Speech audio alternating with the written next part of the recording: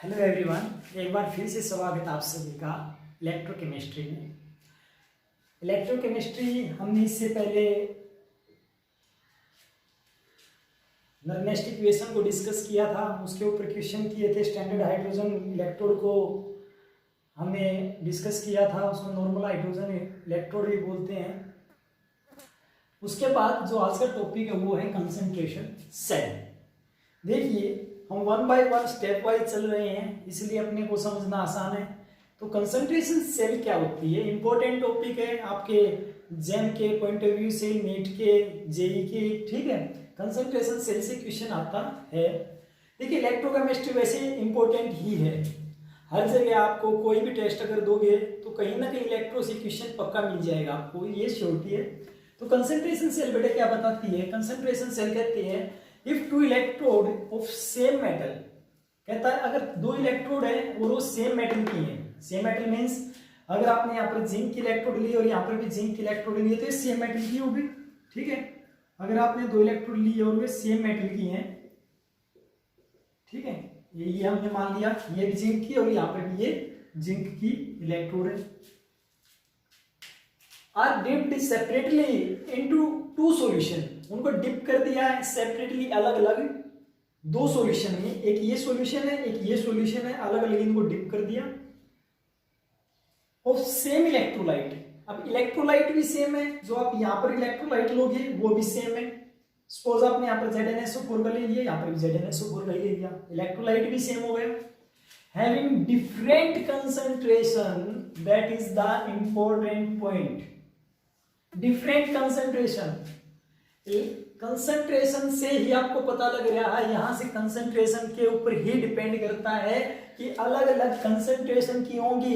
Electrode भी same है बेटा, इलेक्ट्रोड भी सेम है, आपके पास जो इलेक्ट्रोलाइट है वो भी सेम है, ठीक है, बट जो कंसंट्रेशन है वो दोनों की डिफरेंट होगी और इसीलिए आप उनको क्या कर दिया, कनेक्ट कर देते हैं और साथ के साथ उसमें एक शॉर्ट ब्रिज लगा देते हैं। इस तरह की जो सेल बनती हैं उसको बोलते हैं कंसंट्रेशन सेल। इस तरह की सेल को बेटा क्या बोलते हैं? कंसंट्रेशन सेल बोलते हैं। अब देखते हैं क्या हुआ यहाँ पर। अब हमने डेफिनेशन को पढ़ा, डेफिनेशन पढ़ने के बाद हम समझने की इसको कोशिश करते हैं बेटा क्या होता है कंसंट्रेशन सेल। देखिए, कंसंट्रेशन सेल की अगर मैं बात करता हूं कि हमने यहाँ पर कंसंट्रेशन, इसकी कंसंट्रेशन इस सेल की हमने कितनी मानी, 0.1 मोल, ठीक है, और इसकी 1.0 मोल, इनकी कंसंट्रेशन हो गई। ये कम कंसंट्रेशन है, ये ज्यादा है, और सॉल्यूशन हमने लिख दिया कि इसकी कम कंसंट्रेशन और ये मोर कंसंट्रेटेड है। अब जिसकी कंसंट्रेशन ज्यादा होगी, जिसकी कंसंट्रेशन ज्यादा होगी वो आयंस वहां पर ज्यादा होंगे। कहने का मतलब यही है, जिसकी कंसंट्रेशन ज्यादा वो ज्यादा आयंस का है। जैसे कि हम कंसंट्रेटेड HCl बोल देते हैं, कंसंट्रेटेड H2SO4 बोल देते हैं, एक डाइल्यूट बोले, तो कुल मिला के कहीं ना कहीं ये डाइल्यूट की तरह है और ये किसकी तरह है, कंसंट्रेटेड की तरह है। तो हम ये बोल सकते हैं कि यहाँ पर कम कंसंट्रेशन का जो सॉल्यूशन है वो है और यहाँ पर ज्यादा कंसंट्रेशन का सॉल्यूशन है। अब जब कम कंसंट्रेशन का सॉल्यूशन है, कम का है, तो ऑब्वियसली एक बात होगी, यहां पर कंसंट्रेशन हम किसकी मेजर करते हैं? मैं बार बार एक बात बोलता हूं, कंसंट्रेशन बेटा हमेशा हम आयंस की मेजर करते हैं। किसकी? आयंस की। सॉलिड की कंसंट्रेशन नहीं लिखते, लिक्विड की कंसंट्रेशन नहीं लिखते, गैस की कंसंट्रेशन नहीं लिखते, हम हमेशा ही किसकी कंसंट्रेशन लिखते हैं? हम हमेशा ही किसकी बेटा?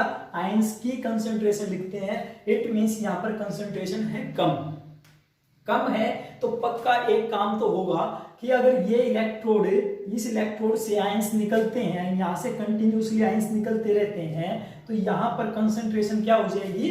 यहां पर कंसंट्रेशन इंक्रीज होना स्टार्ट हो जाएगी, यहां पर कंसंट्रेशन इंक्रीज होना स्टार्ट हो जाएगी। और यहां पर क्या था बेटा आपके पास, अगर आपको पता हो यहाँ पर क्या हुआ था अपने पास, यहाँ पर ऑलरेडी कंसंट्रेटेड है, मींस यहाँ पर आयंस है, जब इसको इलेक्ट्रॉन मिलेंगे तो ये सॉलिड फॉर्म में कन्वर्ट हो जाएगा, मींस कम कंसंट्रेटेड होना स्टार्ट हो जाएगा।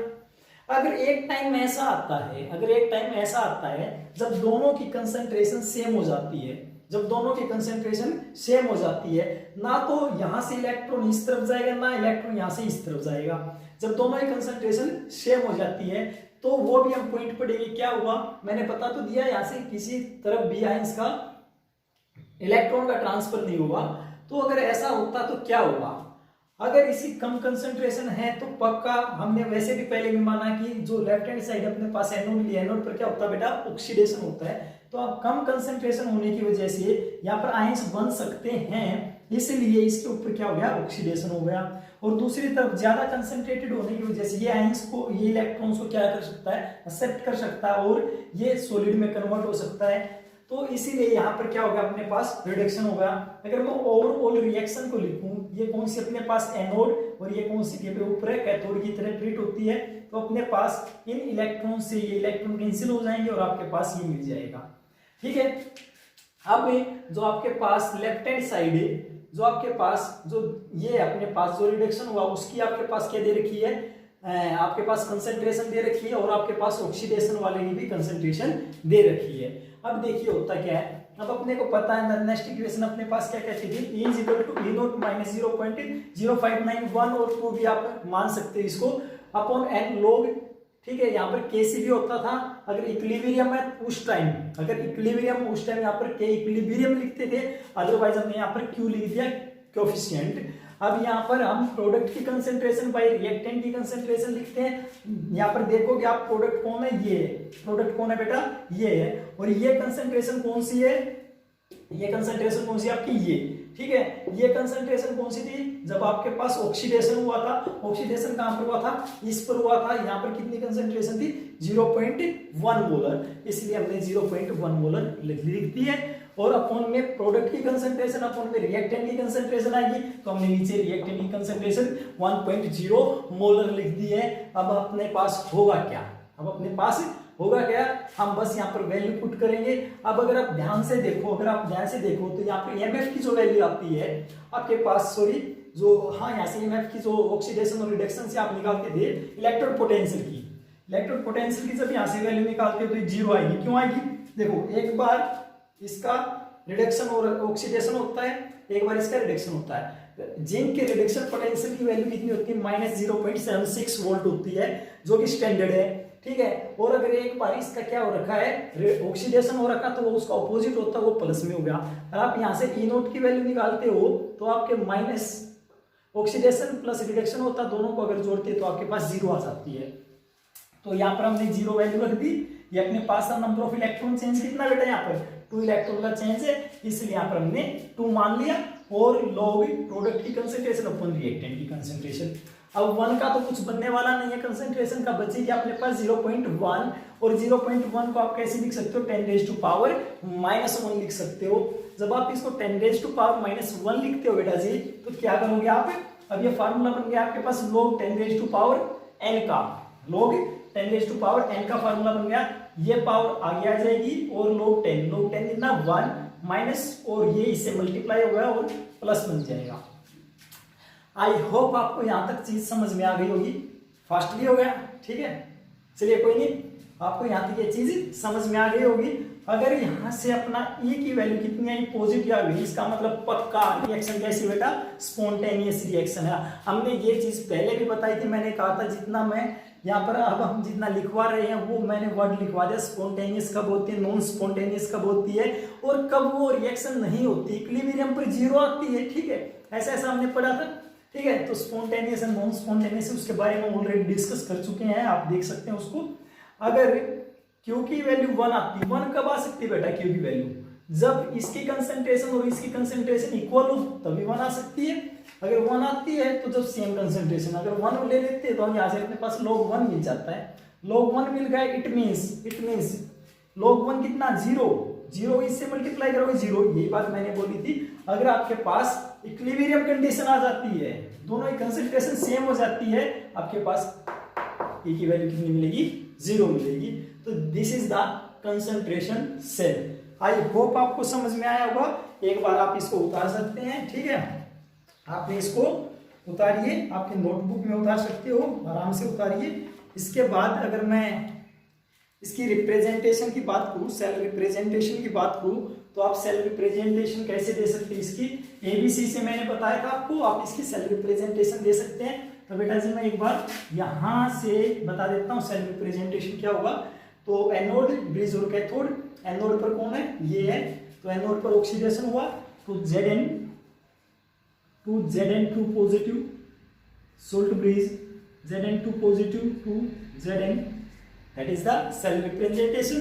ठीक है, और ये जो कंसंट्रेशन थी, जो ये कंसंट्रेशन थी, ऑक्सीडेशन हुआ था, ऑक्सीडेशन कहाँ पर हुआ था, यहाँ पर हुआ था, और इसकी वैल्यू कितनी थी 0.1, तो आप यहाँ पर 0.1 लिख सकते हो, और यहाँ पर कितनी थी 1.0 कंसंट्रेशन लिख सकते हो। ये एक्वस फॉर्म में है, तो ये सॉलिड फॉर्म में, तो सॉलिड के लिए ऐसे लिखो, और यहाँ पर भी सॉलिड के लिए ऐसे लिखो। आई होप आपको समझ में आ गया होगा। अब आपने देखा है कि यहाँ पर अगर मैं बात कर लेता हूँ कि मेरे पास जो कंसंट्रेशन है किसकी, इनकी, और यहाँ पर, और आप इसको C1 C2 भी बोल सकते हो और भी बता सकते हो। अगर मैं इसको, इस वाले को, जो पहले वाला, इसको C1 मान लूँ, इसको अगर मैं C1 कंसंट्रेशन 1 मान लूँ और इसको C2 मान लूँ, तो आप ये भी बात बोल सकते हो कि C2 is greater than C1। ये चीज अपने को दिख रही है, और E नोट की वैल्यू कितनी आई अपने पास 0, और E की वैल्यू भी अगर अपने पास कंसंट्रेशन सेम होती है तो 0 आ जाती है। This is the concentration cell. I hope आपको समझ में आया होगा। तो कंसंट्रेशन सेल इतना ही था। ठीक है, इसके बाद हम इलेक्ट्रोकेमिकल सीरीज के बारे में पढ़ेंगे। ठीक है,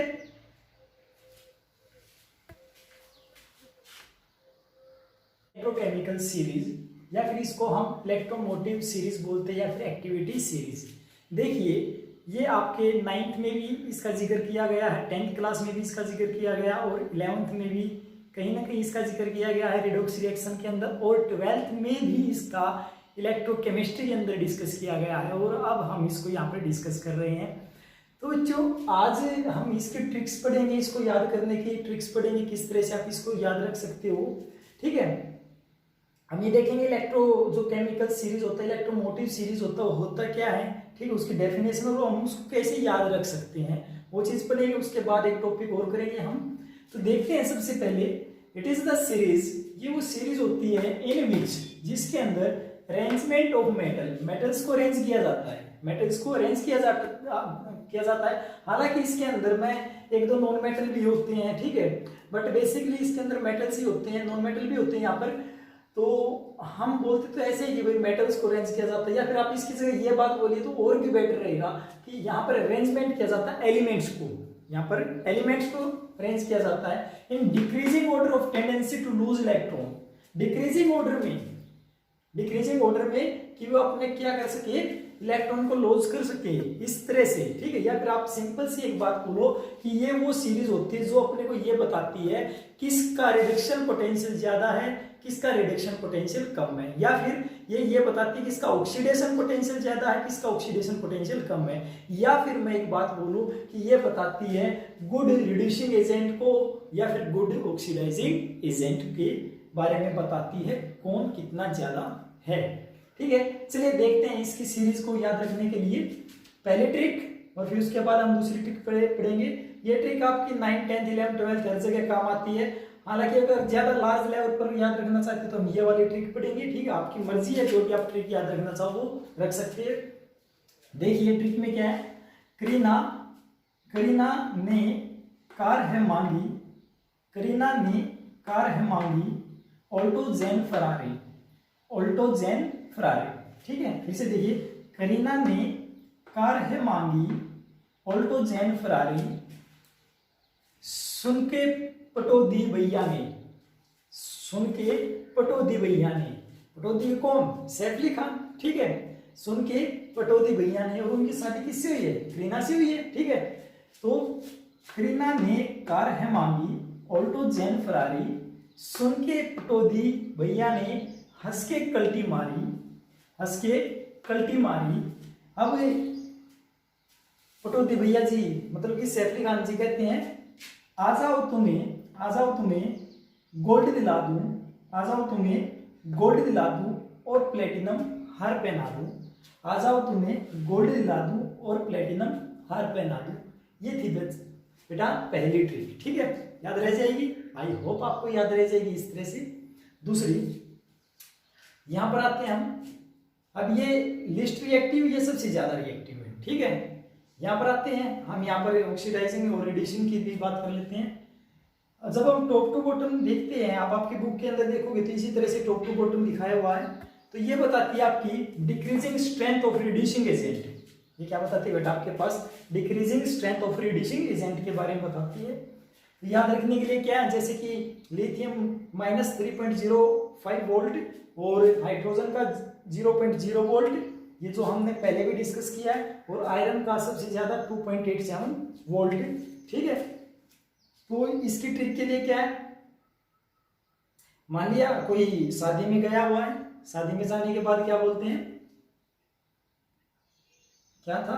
ठीक है, लिथियम, लिथियम में लिथियम के बाबा सरदार, क्या रहेगा बेटा? याद रखिएगा, लिथियम के बाबा सरदार, लिथियम के बाबा सरदार, काका नाना मांगे आलू पानी में।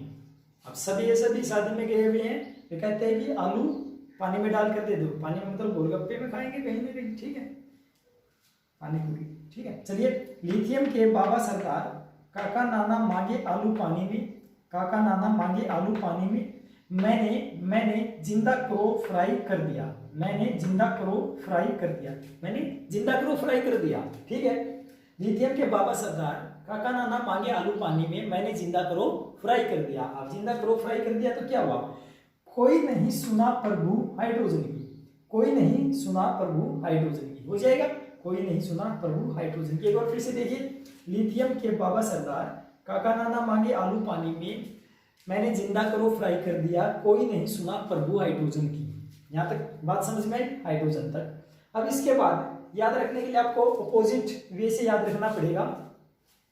ठीक है, यहां से हम इसको याद करेंगे। ठीक है, फिर aunty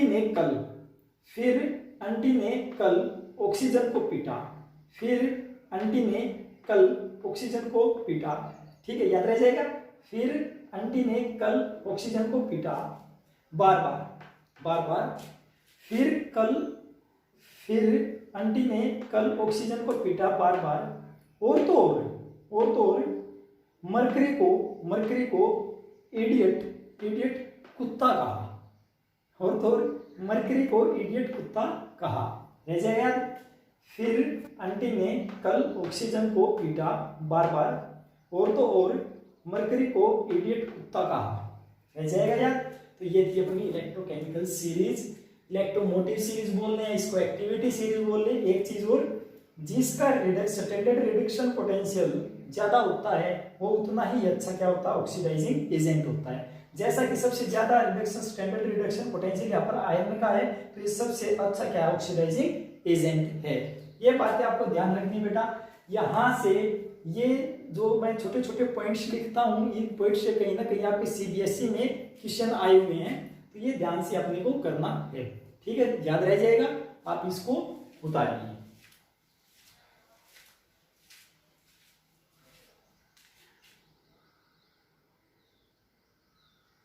direction of flow of current, current का फ्लो कैसे होगा? जब हम एक्सटर्नल पोटेंशियल अप्लाई कर देते हैं। हमने गैल्वेनिक सेल पढ़ा था, तो वहां पर हमने जस्ट इतना ही पढ़ा था कि इलेक्ट्रॉन एनोड से कैथोड की तरफ जाते हैं। अब ये कहता है कि अगर उनके ऊपर, उस इलेक्ट्रोड के ऊपर, उस सेल के ऊपर, गैल्वेनिक सेल के ऊपर अगर हम एक ऊपर एक्सटर्नल फील्ड अप्लाई कर दे, एक्सटर्नल पोटेंशियल अप्लाई कर दे, ठीक है, कोई बैटरी लगा दे, कोई वोल्टेज अप्लाई कर दे, तो जो करंट का ट्रांसफर है वो किस डायरेक्शन में होगा? वो किस डायरेक्शन में होगा? ये सीबीएसई के पॉइंट ऑफ व्यू से इंपॉर्टेंट है। दो तीन बार क्वेश्चन आया है सीबीएसई में। ठीक है, तो बेटा इसको तीन कैटेगरीज में, तीन कंडीशन में डिवाइड कर दिया गया है।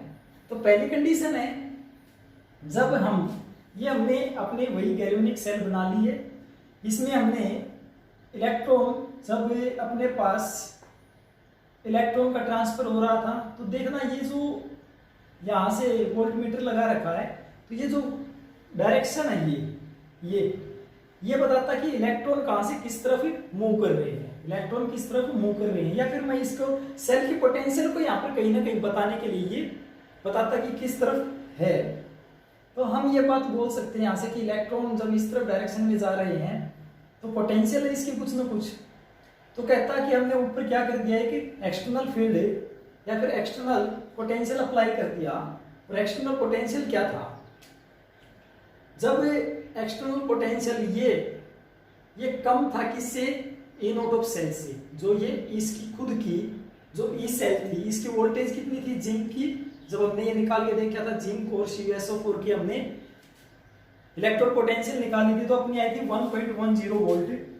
कहता कि जब 1.10 वोल्ट जो कि अंदर की है ये ज्यादा किससे, इससे, जब ऑब्वियसली बात है जब इसकी पोटेंशियल ज्यादा है तो जिस डायरेक्शन में करंट जो इलेक्ट्रॉन फ्लो कर रहे थे वो उसी डायरेक्शन में जाते रहेंगे।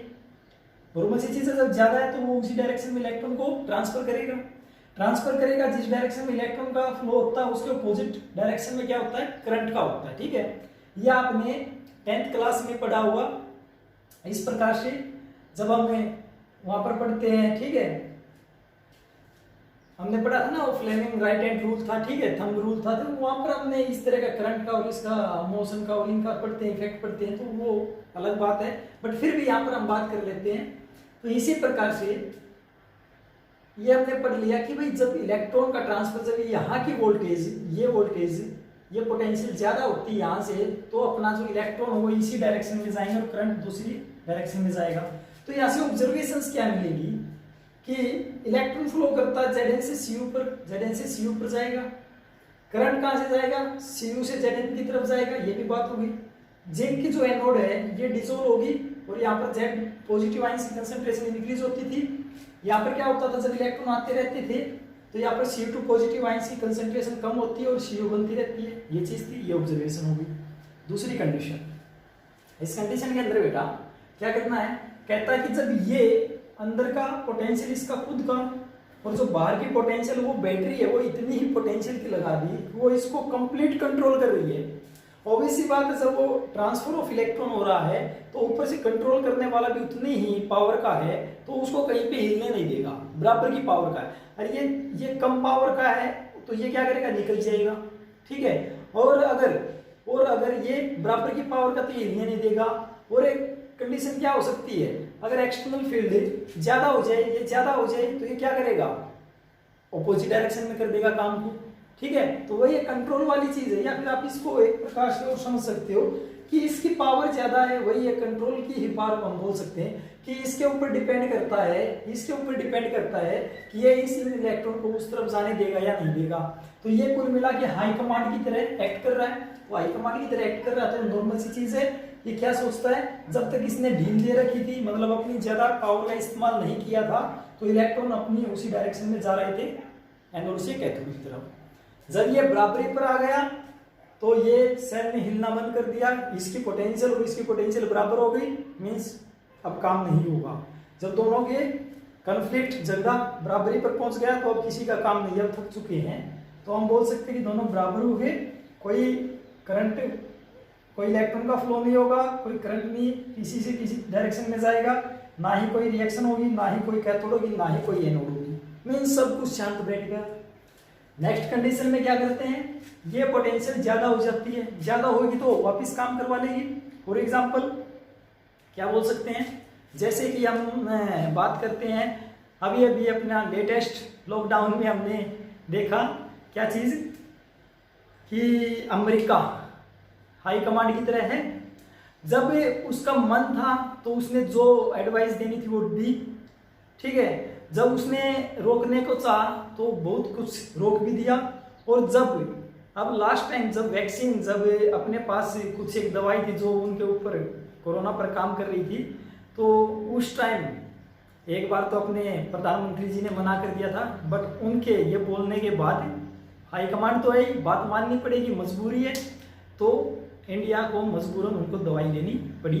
तो वही चीज होती है, तो अब इनका मजबूरन क्या हो गया, वापस इलेक्ट्रॉन दूसरी डायरेक्शन में चलेगा। अभी तो इलेक्ट्रॉन दूसरी डायरेक्शन में चलेगा तो क्या होगा, ये चीज है।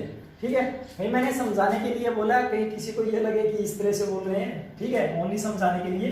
तो यहां से अब क्या होगा, अगर इलेक्ट्रॉन इस डायरेक्शन में जाएंगे तो करंट दूसरी डायरेक्शन में जाएगा, तो यहाँ पर क्या हो जाएगा, ये external is greater then in self. अगर यहाँ से ये हो गया तो अब की बार ये किसकी तरह एक्ट करेगी, एनोड की तरह, और ये किसकी तरह, कैथोड की तरह। यहाँ से इलेक्ट्रॉन निकलेंगे इस तरफ आएंगे, तो यहाँ पर क्या बनेगा, जिंक बनेगा, और यहाँ पर क्या होगा, Cu डिजोल्व होगा। समझ में आ गया, Cu डिजोल्व होगा यहाँ पर, ये इसका ऑपोजिट हो जाएगा। तो ये था अपने पास, जब डायरेक्शन देखनी थी हमें करंट की, जब एक्सटर्नल पोटेंशियल अप्लाई कर देते हैं अपोजिंग पोटेंशियल उस टाइम। तो ये था अपने पास। एक बार क्वेश्चन आया है कि जब अपने पास जो एक्सटर्नल पोटेंशियल है 1.10 वोल्ट है, ये कम हो जाता है तो करंट का फ्लो किस डायरेक्शन में होता है, कम होने का मतलब तो यहीं पे है। तो ये अपने को कंडीशन लिखनी थी। तो 2 मार्क्स में क्वेश्चन आया था एक बार सीबीएसई के अंदर। तो ये था अपने पास अगर आज का टॉपिक, ठीक है। तो यहाँ तक आप करोगे। क्वेश्चन मैं बता भी देता हूँ। क्वेश्चन आया था अपने पास, डिफाइन इलेक्ट्रोकेमिकल सेल। आपको इलेक्ट्रोकेमिकल सेल डिफाइन करना, जो कि मैंने अभी बताया आपको। और इससे पहले जो लेक्चर में था, अगर मैं उनको अलग अलग करूँगा तो देख लेंगे वीडियो को, नहीं तो इसी में समाप्त करके करेंगे, तो इसमें मैं मर्ज कर दूंगा उसको। तो इलेक्ट्रोकेमिकल सीरीज सेल के बारे में हम बताते हैं, ठीक है, क्या होती है। कहता है कि इफ एक्सटर्नल पोटेंशियल अप्लाइड, जब आपने एक्सटर्नल पोटेंशियल अप्लाई किया है, become greater than E naught of cell, वो ग्रेटर हो जाता है इनोट ऑफ सेल से, तो आपके पास क्या कंडीशन होती है, क्या चीज होती है। तो यही जो आप मैंने यहाँ पर कंडीशन लिखी है, कंडीशन लिखनी होती है। तो इस कंडीशन से भी आपके सीबीएसई में क्वेश्चन आ सकता है, यहाँ से भी आ सकता है और यहाँ से भी आने के चांसेस रहते हैं।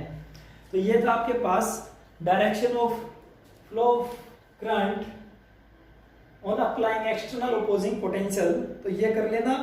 इसके बाद मैं आपको एक सजेस्ट करूंगा, मैंने पहले वीडियो बनाई है जिसके अंदर मैंने एंटी लॉग और लॉग की टेबल को समझाया है, ठीक है, वो जरूर पढ़े। उसके बाद हम कुछ एक न्यूमेरिकल पोर्शन सोल्व करेंगे।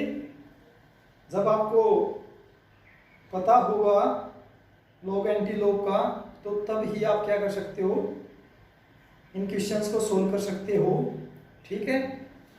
कर लोगे तो ये कर लेना। हम नेक्स्ट लेक्चर में मिलेंगे कुछ एक न्यूमेरिकल पोर्शन के साथ। यहाँ तक अपना ऑलमोस्ट अगर मैं बात करता हूँ तो आधी यूनिट खत्म हो जाती है, ठीक है। आगे की हम कंडक्टेंस से हम शुरुआत करेंगे आगे की तरफ। तो ये था अपने पास टॉपिक आज का। मिलते हैं अगले लेक्चर।